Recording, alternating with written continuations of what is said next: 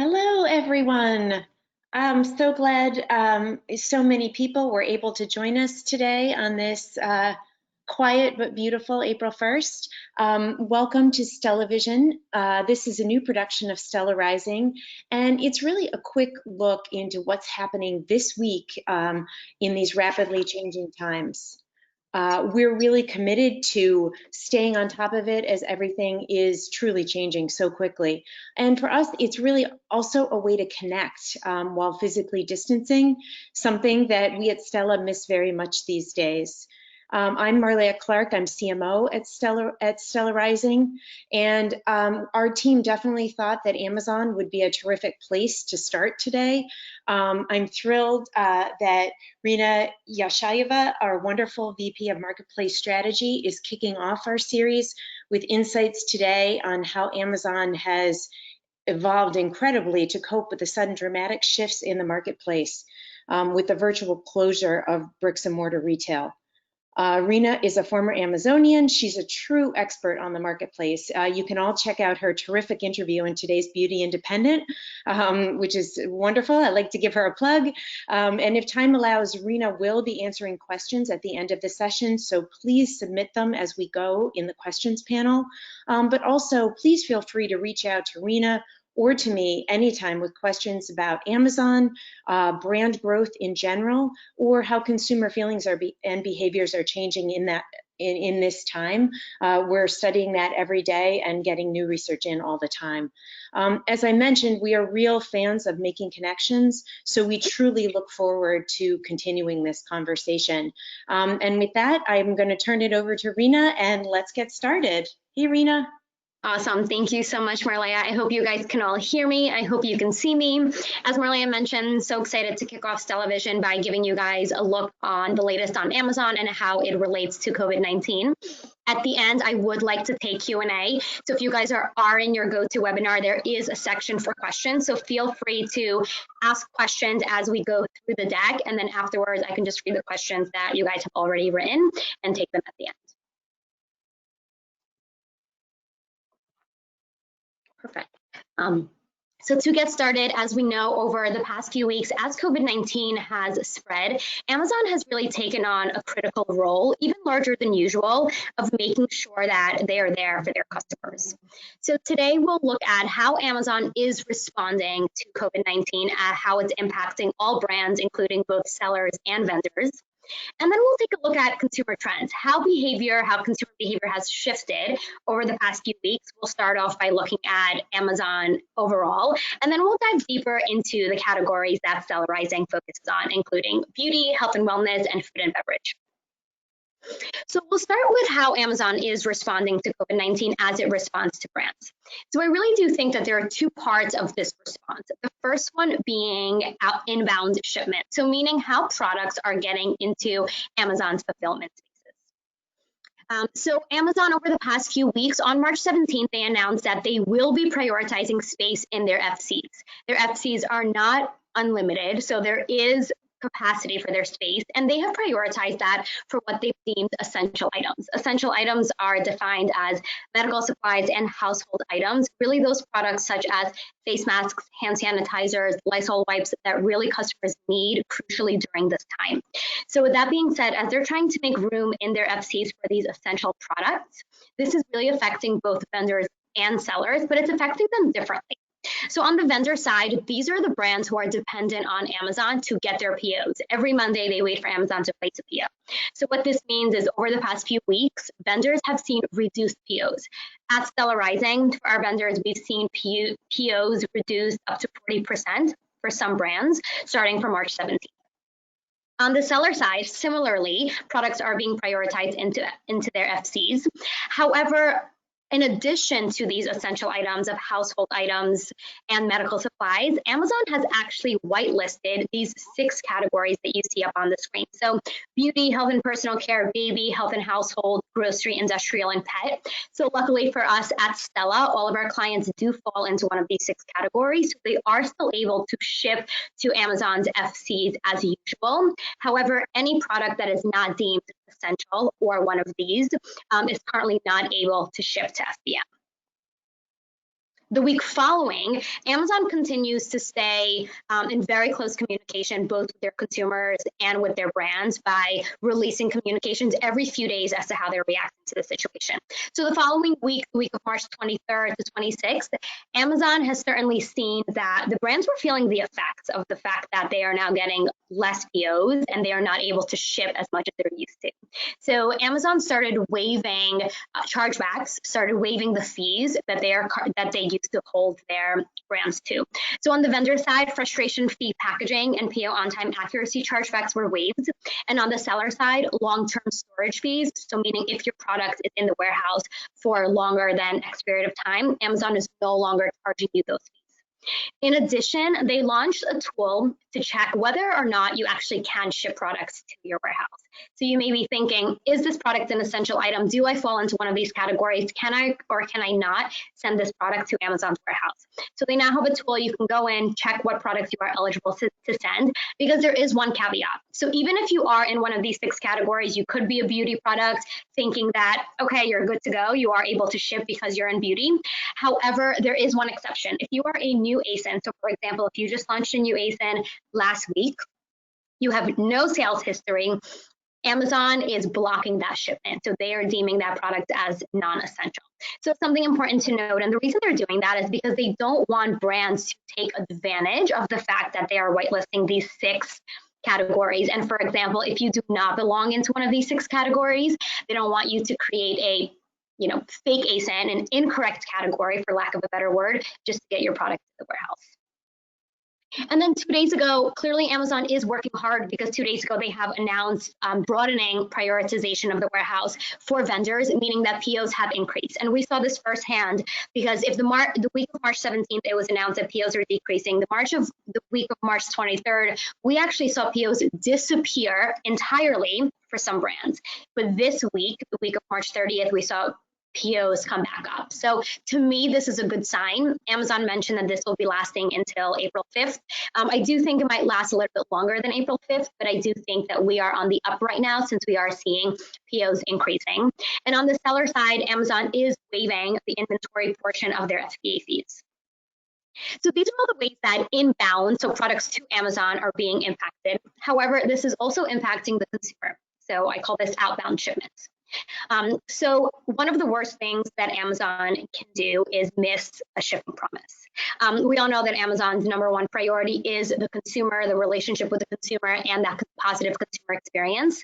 So they would rather give a much delayed ship date that they are guaranteed to meet than still keep a prime day and miss that delivery in 2 to 3 days. So last week, we saw the majority of ASINs get pushed out to a delivery date the week of April 20th.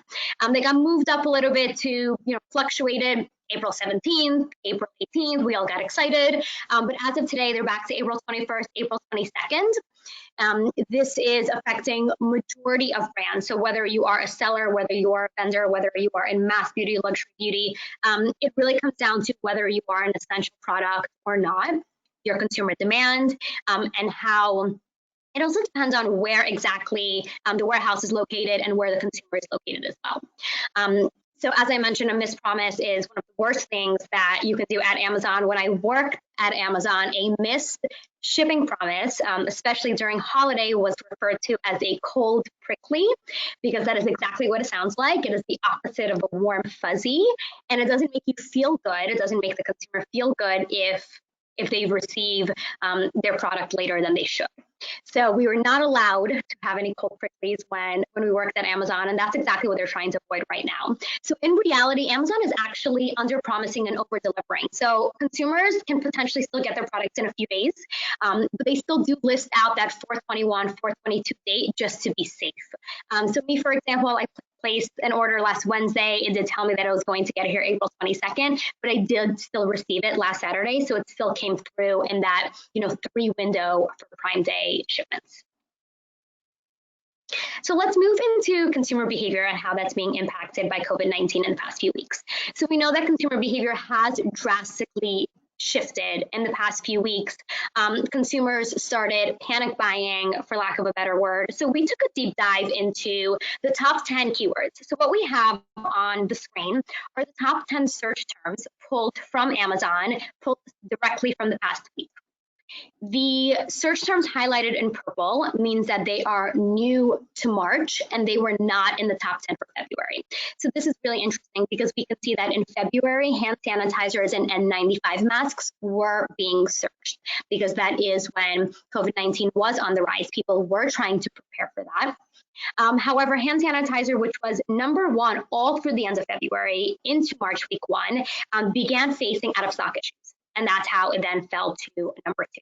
But just to put it into perspective, hand sanitizer was number 82 in January. So just to set the stage of what hand sanitizer is in a normal market, it's still in the top 100, closer to the 80s, whereas now it has spiked to the number one or the number two spot. So clearly everything here, almost everything here, 9 out of 10 are what Amazon is deeming essential items of what we actually need for the prevention of or the protection of COVID-19. However, we've noticed that this week was actually one of the first weeks that behavior has slightly shifted. So besides essential items, what are people shopping? Now we are spending more time at home. So we've definitely seen that at-home entertainment has seen an increase. So I thought what was interesting is puzzles. So we see that puzzles is the number 8 term out of the top 10, but puzzles actually came up 7 times in the top 100. I know that the celebrities are doing puzzles. Ellen DeGeneres posted a puzzle. People are doing puzzles. Puzzles, board games. Your kids are now at home because schools have now all gone remote.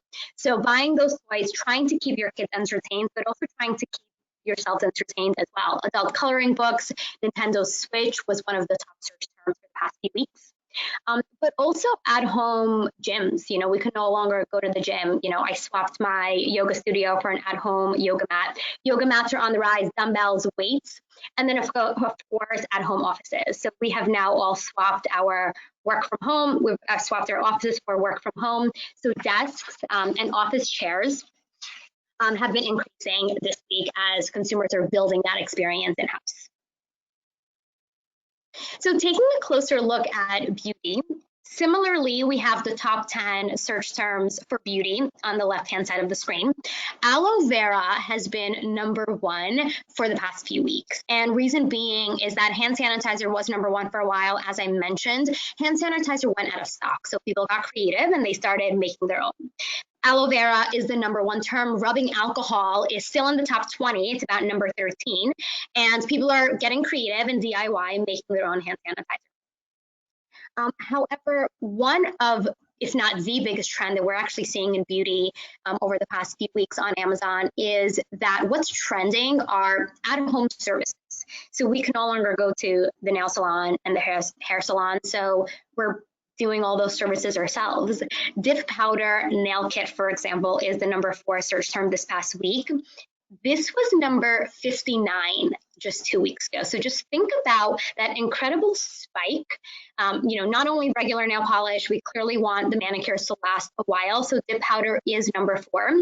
But speaking of nails, out of the top 100, 20% was related to nail care. I was in that category. I did buy a manicure set yesterday. So I think, it definitely makes sense. But whether it's gel nail polish, whether it's dip powder or, just the regular mani-pedi color, nail care has seen an incredible spike over the past few weeks. In general, the entire category, Amazon shared with me last week on a call that I had with them on Friday that the entire category is up 60% year over year as of a few weeks ago. And this is, in comparison to at the end of Feb when the category was up 30%. Definitely influenced by this essentials that, we're speaking about that consumers are clearly searching for.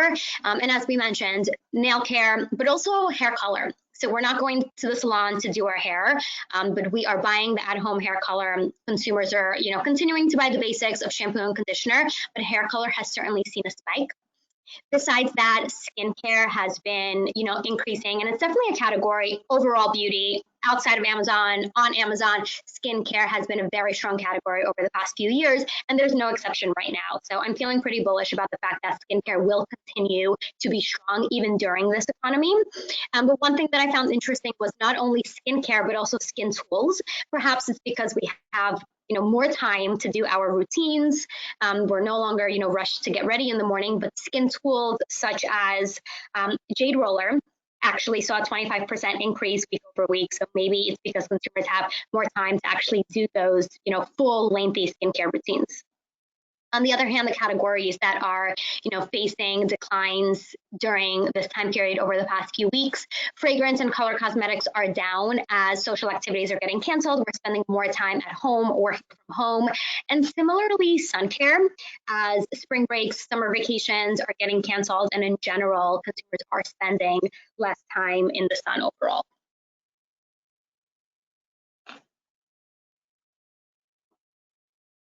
Moving into health and wellness, the two categories that have certainly seen an increase here are vitamins and supplements and self-care.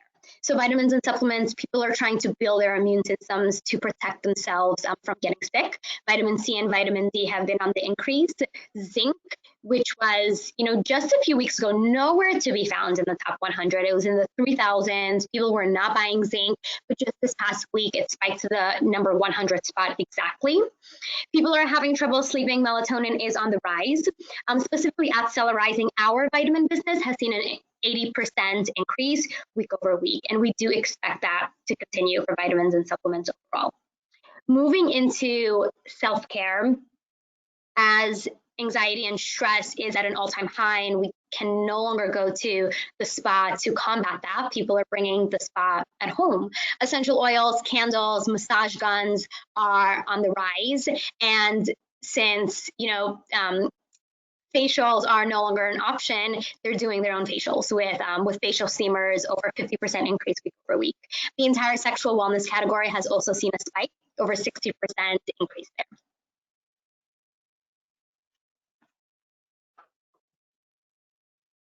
And lastly, food and beverage. So COVID-19 aside, grocery is Amazon's fastest growing category. So it's always a priority for Amazon, but especially now because runs to the grocery store are becoming limited.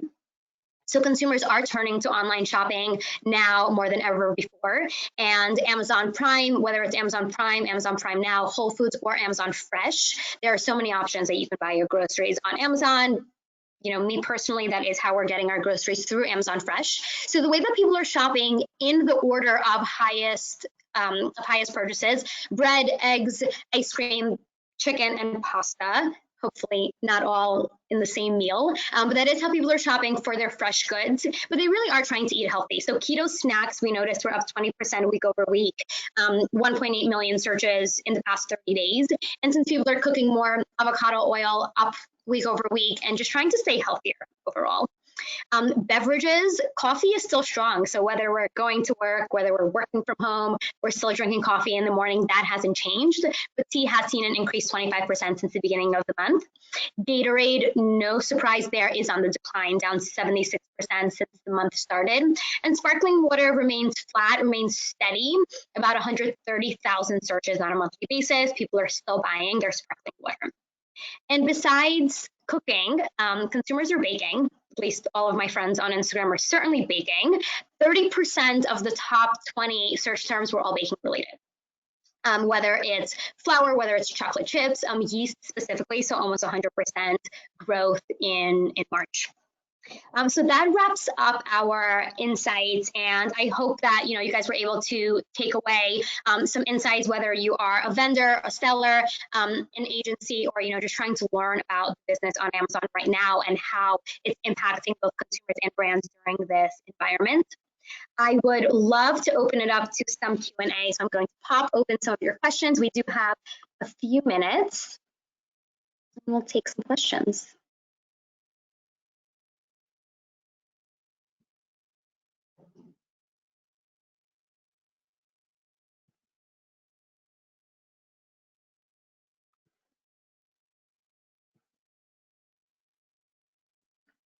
I'll just wait a few minutes for the questions to come through. If you guys just want to pop in, if you do have any questions, pop them into the question box.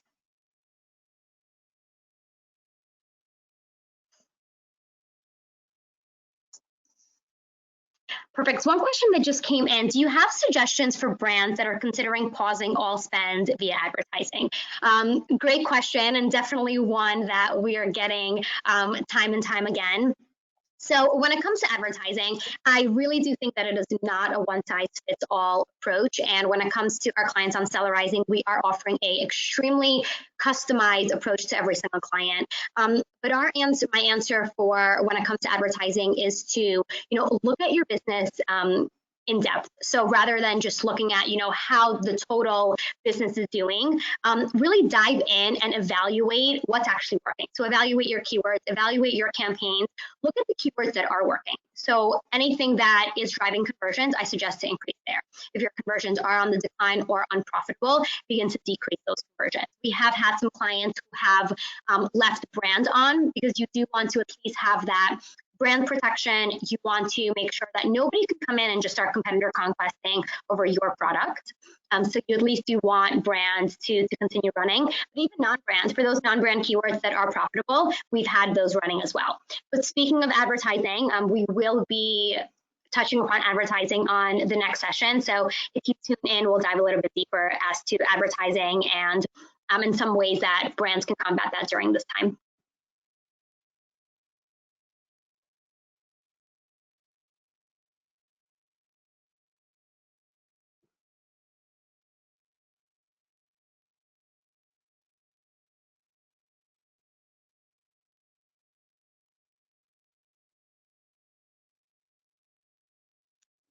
Right.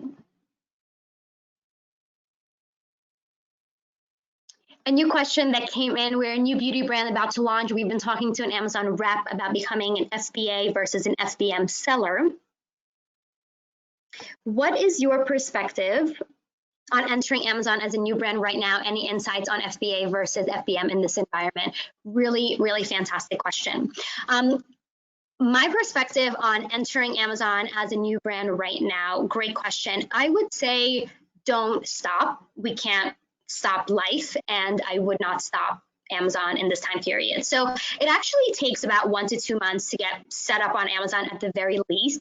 So I actually think that it's a good time to at least start creating your account. You will need to create your seller account. You will need to register for your trademark, list your ASINs, do your new item setup, do your copy, make your content. So I actually think that now is a good time to at least launch, because by the time you get what Amazon calls retail ready, you'll actually be in a great place.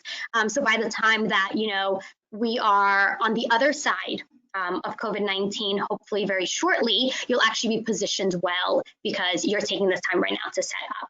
But I did have a few questions come in about FBA versus FBM, something that's a very hot topic with my clients right now.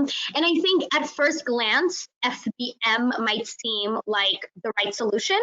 Just for a little bit of background, FBM is fulfilled by merchants. So that means that brands are doing their own fulfillment rather than going through Amazon to hold their products in Amazon's warehouse. They're just shipping directly through from their own FC. And with delays to April 21st, some brands are saying, I can do it faster. I can ship it faster from my FBM account. We can get it to them in a week rather than waiting 4 weeks. So let's go FBM. And my answer is tread lightly. We are having this conversation with every single client, and like I mentioned, we do have a customized approach with every single client. We do look at a few things when evaluating whether or not you should be going FBA to FBM. One of those is your operational capability, your operational excellence. Can your warehouse even ship FBM? Do you have the capabilities? But besides the capabilities, do you also have the operational excellence? When you move over to FBM, there are certain metrics that you are now responsible for. You can't put the blame on Amazon anymore. If the shipment is late, if the shipment is delayed, if the shipment is broken, if you don't respond to the consumer on time, you are now responsible versus Amazon.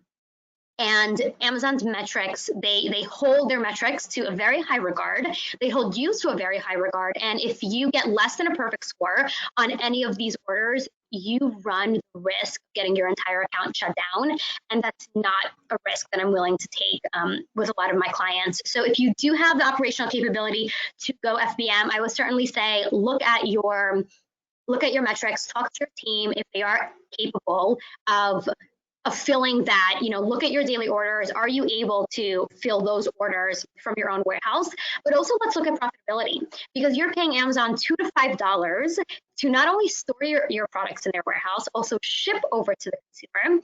But if you do that FBM, there is no guarantee you can get it for that same price. If your warehouse is in New Jersey and you ship to me in New York, sure, you can pay for a few dollars. But if your warehouse is in New Jersey and you ship to somebody in California, you now have incremental costs that you weren't necessarily accounting for in the beginning. So I would say it's not a blanket answer. Definitely look at your operations, but definitely look at your finances as